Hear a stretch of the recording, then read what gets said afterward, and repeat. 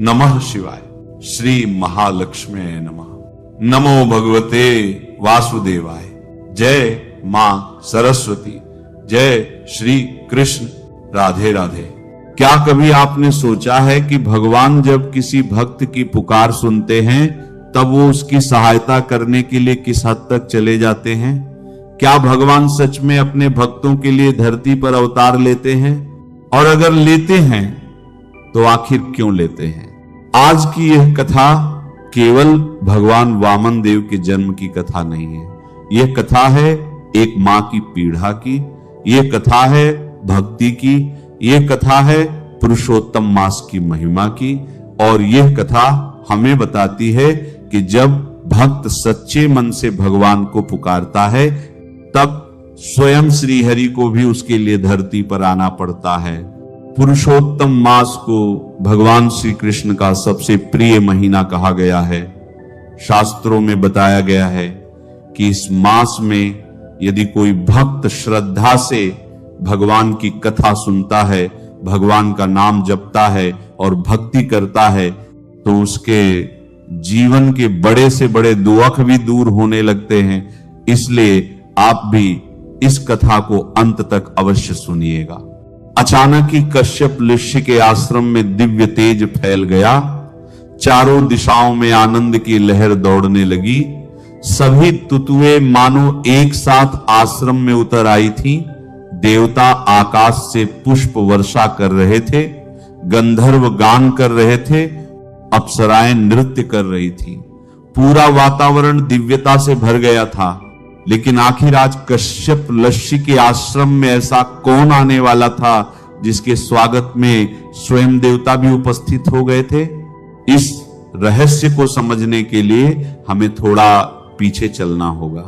समुद्र मंथन के बाद भगवान की कृपा से देवताओं को अमृत प्राप्त हो गया था।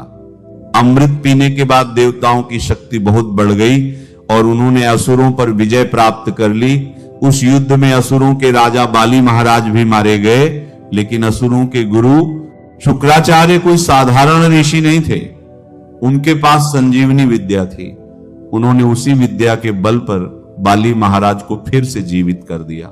जब बाली महाराज को दूसरा जीवन मिला तब उनके मन में अपने गुरु के लिए और भी अधिक श्रद्धा बढ़ गई। वे पूरी निष्ठा से शुक्राचार्य की सेवा करने लगे। उनकी सेवा और समर्पण देखकर शुक्राचार्य बहुत प्रसन्न हुए। उन्होंने निश्चय किया कि अब वह बाली महाराज को इंद्र पद दिलाकर ही रहेंगे। इसी उद्देश्य से शुक्राचार्य ने विश्वजीत यज्ञ आरंभ किया। जैसे ही यज्ञ में आहुतियां डाली जाने लगी उसी समय यज्ञ अग्नि से एक दिव्य रथ प्रकट हुआ। उसके घोड़े पीले रंग के थे और उसकी ध्वजा पर सिंह का चिन्ह बना हुआ था। फिर उसी अग्नि से एक स्वर्णिम धनुष निकला। दो ऐसे तरकश निकले जिनके बाण कभी समाप्त नहीं होते थे और साथ ही एक दिव्य कवच भी प्रकट हुआ। उसी समय बाली महाराज के दादा महान भक्त प्रहलाद वहां आए। उन्होंने अपने पौत्र को दिव्य फूलों की माला पहनाई और शुक्राचार्य ने उन्हें शंख प्रदान किया। अब बाली महाराज पूरी तरह तैयार थे। उन्होंने ब्राह्मणों को प्रणाम किया, अपने गुरु शुक्राचार्य और दादा प्रहलाद की परिक्रमा की और विशाल सेना के साथ स्वर्गलोक की ओर प्रस्थान कर गए। जैसे ही वे इंद्रपुरी की सीमा पर पहुंचे उन्होंने अपना शंख बजाया। उस शंख की ध्वनि इतनी प्रचंड थी कि पूरी देवनगरी कांप उठी। देवताओं को समझ में आ गया कि बाली महाराज फिर से युद्ध के लिए आ चुके हैं।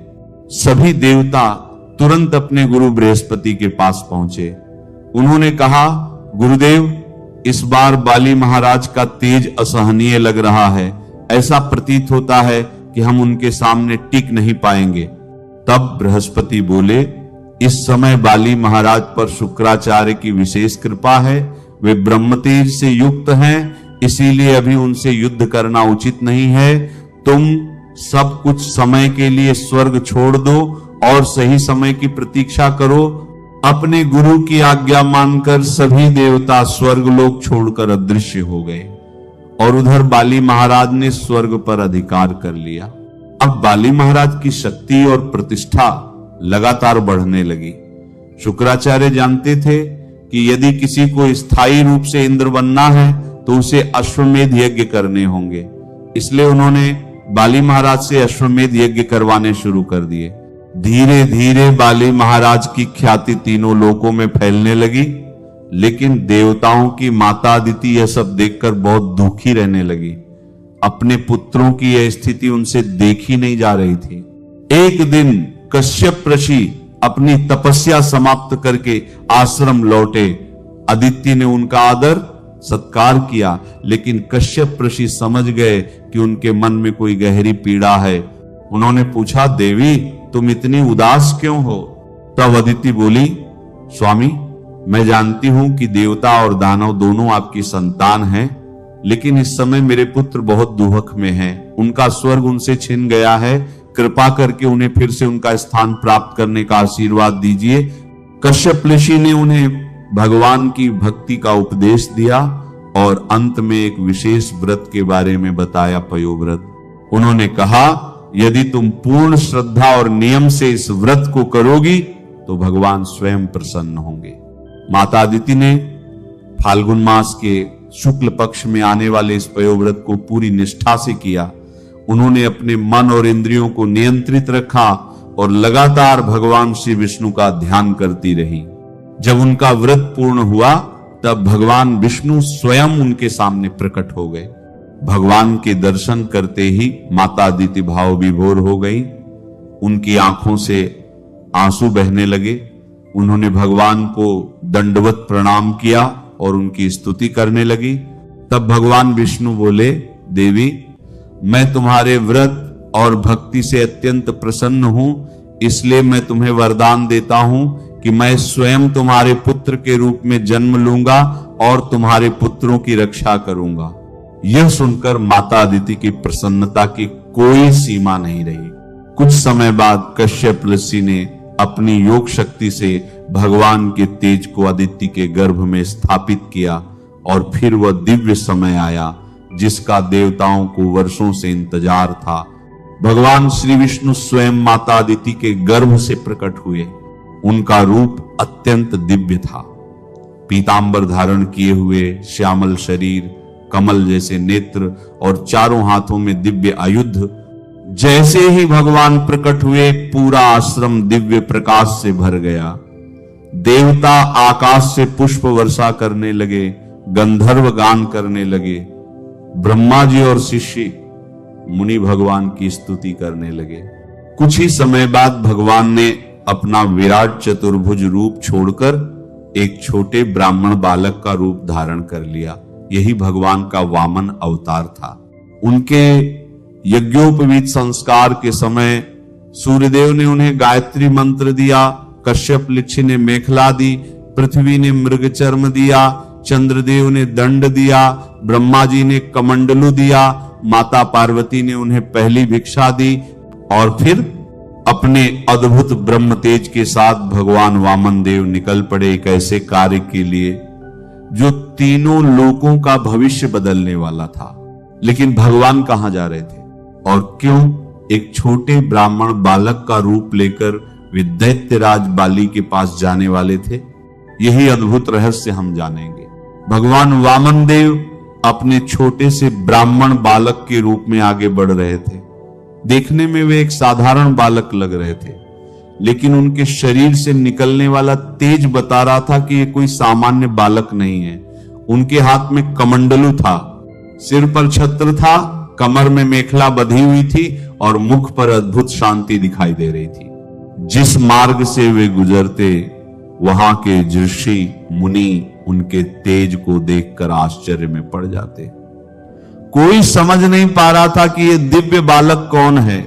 देवता भी आकाश से उन्हें देख रहे थे, क्योंकि वे जानते थे कि अब भगवान स्वयं अपने भक्तों की रक्षा के लिए लीला करने जा रहे हैं। उधर दूसरी ओर बाली महाराज का यश लगातार बढ़ता जा रहा था। उन्होंने अनेक अश्वमेध यज्ञ पूरे कर लिए थे। चारों दिशाओं में उनकी दानशीलता की चर्चा हो रही थी।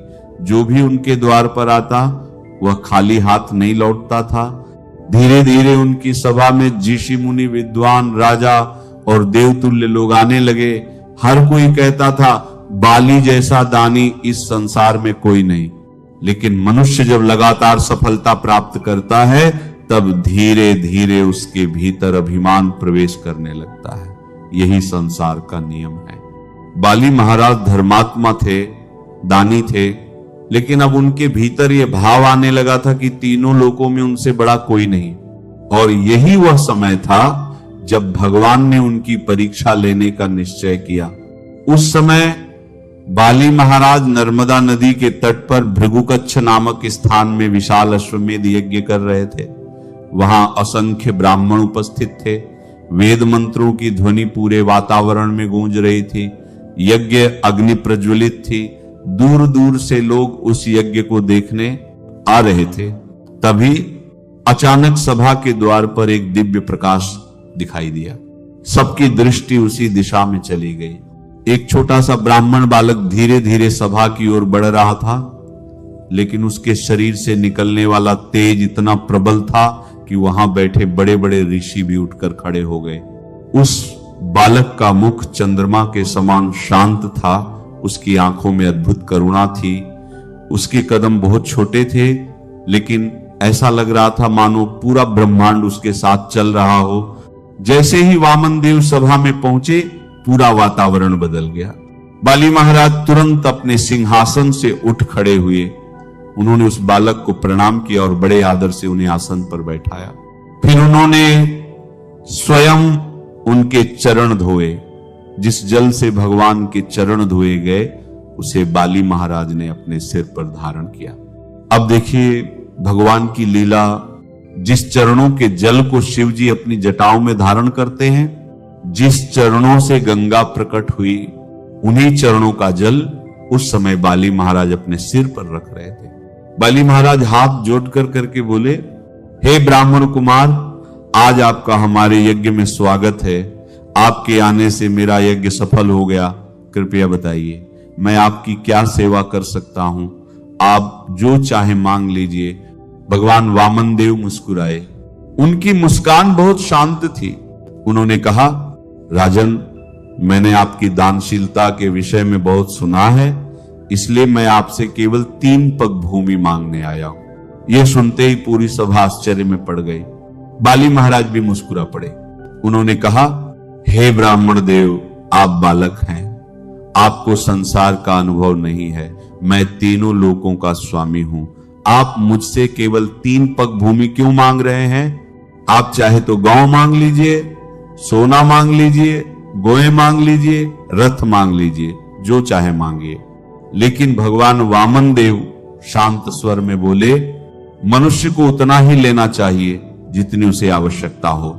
जिसे अपनी इंद्रियों पर नियंत्रण नहीं होता, उसे पूरा संसार भी मिल जाए तब भी उसका मन संतुष्ट नहीं होता। इसलिए मुझे केवल 3 पग भूमि ही चाहिए। भगवान की बातें सुनकर सभा में बैठे सभी लोग चकित रह गए। इतनी छोटी आयु में इतनी गहरी बातें। लेकिन उसी समय असुरों के गुरु शुक्राचार्य समझ गए कि ये कोई साधारण बालक नहीं है। उन्होंने ध्यान लगाया और तुरंत पहचान गए, यह स्वयं भगवान विष्णु हैं। उनका चेहरा गंभीर हो गया। वे तुरंत बाली महाराज के पास आए और धीरे से बोले, राजन, सावधान हो जाइए। ये कोई साधारण ब्राह्मण बालक नहीं है, ये स्वयं भगवान विष्णु हैं। देवताओं की सहायता करने के लिए आए हैं। यदि आपने इन्हें दान दे दिया तो आपका सब कुछ चला जाएगा। बाली महाराज कुछ क्षण के लिए शांत हो गए। उन्होंने भगवान वामन की ओर देखा, फिर अपने गुरु की ओर देखकर बोले, गुरुदेव, यदि यह सच में भगवान विष्णु हैं तो इससे बड़ा सौभाग्य मेरे लिए क्या हो सकता है। यदि स्वयं भगवान मेरे द्वार पर आए हैं तो मैं उन्हें खाली हाथ कैसे लौटा सकता हूं। शुक्राचार्य बोले, राजन, यह समय भावुक होने का नहीं है। यह भगवान तुम्हारी परीक्षा लेने आए हैं। यदि तुमने इन्हें दान दे दिया तो तीनों लोग तुम्हारे हाथ से निकल जाएंगे। लेकिन बाली महाराज अब निर्णय ले चुके थे। उन्होंने कहा, गुरुदेव, यदि कोई साधारण मनुष्य मेरे द्वार पर आता और मैं उसे मना कर देता तो यह अधर्म होता, और यदि स्वयं भगवान मेरे द्वार पर आए हैं तब तो उन्हें मना करना और भी बड़ा पाप होगा। धन, राज्य, ऐश्वर्य सब नश्वर है, लेकिन दिया हुआ दान और निभाया हुआ वचन अमर होता है। यह सुनकर शुक्राचार्य क्रोधित हो गए। उन्होंने कहा, यदि तुम मेरी बात नहीं मानोगे तो तुम्हारा विनाश निश्चित है। लेकिन बाली महाराज शांत रहे। उन्होंने हाथ जोड़कर कहा, गुरुदेव मुझे क्षमा कीजिए, लेकिन मैं अपना वचन नहीं तोड़ सकता। अब दान देने की प्रक्रिया शुरू हुई। बाली महाराज ने अपने हाथ में जल लिया ताकि संकल्प पूरा किया जा सके। लेकिन शुक्राचार्य ने सोचा, यदि संकल्प पूरा हो गया तो सब समाप्त हो जाएगा। तब उन्होंने सूक्ष्म रूप धारण किया और जलपात्र की नली में जाकर बैठ गए, जिससे जल बाहर ही न निकल पाए। भगवान वामन देव सब समझ गए। उन्होंने एक तिनका उठाया और नली में डाल दिया। वो तिनका सीधे शुक्राचार्य की आंख में लगा। उनकी एक आंख घायल हो गई और वे तुरंत बाहर आ गए। जैसे ही जल बाहर निकला, बाली महाराज का संकल्प पूर्ण हो गया और उसी क्षण पूरा ब्रह्मांड कांप उठा। वह छोटा सा ब्राह्मण बालक अचानक बढ़ने लगा। उसका शरीर विशाल होने लगा। उसका तेज सूर्य से भी अधिक प्रबल हो गया। कुछ ही क्षणों में भगवान ने विराट रूप धारण कर लिया। उनका सिर आकाश को छू रहा था।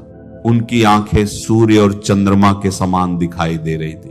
उनके चरणों से पूरा पृथ्वी लोक ढक गया। देवता आश्चर्य से भर उठे। ऋषि मुनि भगवान की स्तुति करने लगे। अब भगवान ने पहला कदम बढ़ाया और एक ही पग में पूरी पृथ्वी नाप ली। फिर दूसरा कदम बढ़ाया और पूरा स्वर्गलोक भी नाप लिया।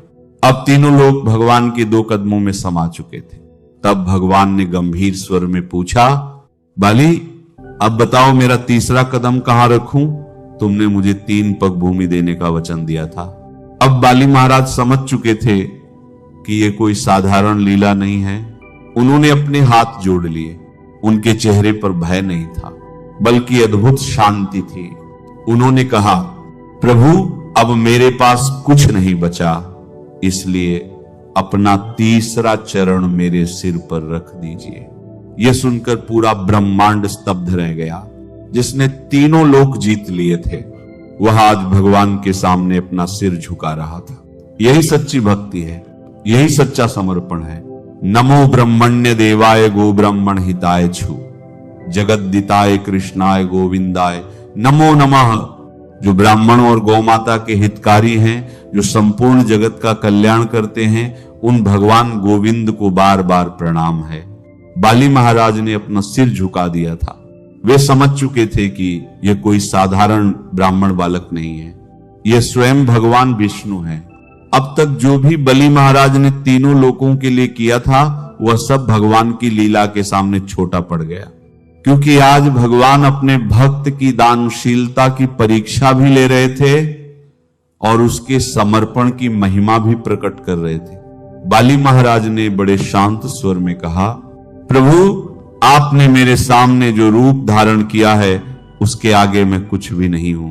अब मेरे पास देने के लिए कुछ बचा नहीं है। आप अपना तीसरा चरण मेरे सिर पर रख दीजिए। यह सुनते ही सभा में सन्नाटा छा गया। सभी देवता, ऋषि और गंधर्व भगवान की इस लीला को देखकर स्तब्ध रह गए। भगवान वामन देव के नेत्रों में करुणा थी, लेकिन उनके स्वर में धर्म की दृढ़ता भी थी। उन्होंने कहा, बाली तुमने वचन दिया था, मैं केवल अपने वचन की पूर्ति चाहता हूं। तुमने जो दान दिया वह व्यर्थ नहीं जाएगा। तुम्हारी दानशीलता को मैं अमर कर दूंगा। फिर भगवान ने अपना तीसरा चरण उठाया और बाली महाराज के सिर पर रख दिया। क्षण भर में बाली महाराज नीचे सूतल लोक में चले गए। अब यहां एक बहुत गहरी बात समझनी चाहिए। सामान्यतः जब किसी राजा का राज्य छिन जाता है तो वह दुखी होता है, लेकिन बाली महाराज दुखी नहीं हुए। वे जानते थे कि उन्हें भगवान का स्पर्श मिला है, और जब भगवान की कृपा मिल जाए तब संसार की कोई हानि नहीं रहती। वही सच्चा लाभ होता है। भगवान ने बाली महाराज की परीक्षा ली थी, लेकिन साथ ही उनकी महानता को सारे जगत के सामने प्रकट भी कर दिया था। अब देवताओं के मन में आनंद की लहर दौड़ गई। इंद्र का स्वर्ग लौट आया। देवलोक में फिर से उत्सव होने लगा। ऋषि मुनि भगवान की स्तुति करने लगे, लेकिन भगवान वामन देव की लीला यहीं समाप्त नहीं हुई थी। बाली महाराज की भक्ति देखकर भगवान अत्यंत प्रसन्न हुए। उन्होंने बाली से कहा, बाली, तुमने अपने वचन का पालन किया, तुमने दान देने में संकोच नहीं किया, तुमने अपने गुरु की आज्ञा भी मानी और मेरे सामने झूठ भी नहीं बोला। इसलिए मैं तुम्हें वरदान देता हूं कि सुतल लोक में तुम्हारा राज्य अटल रहेगा।